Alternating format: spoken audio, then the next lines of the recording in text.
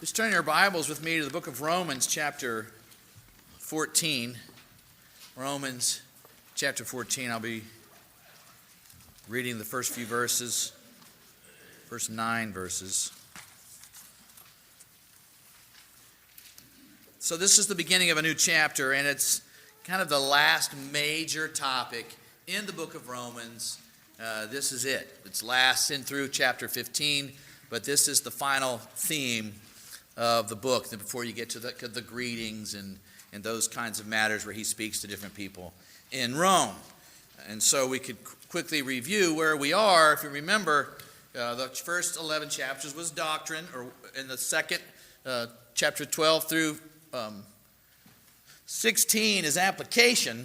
And there's that brief little moment of worship as Paul switches from one to the other in chapter 11, for from him and through him and to him are all things. And he gives praise. So as we've said, theology leads to doxology, and the doxology leads to practicality.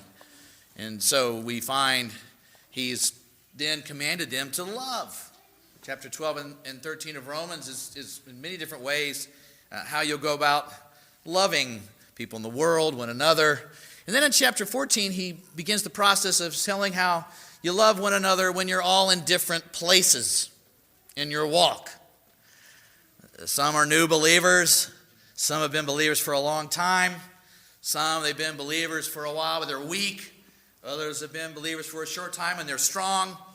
You got people kind of all over the map.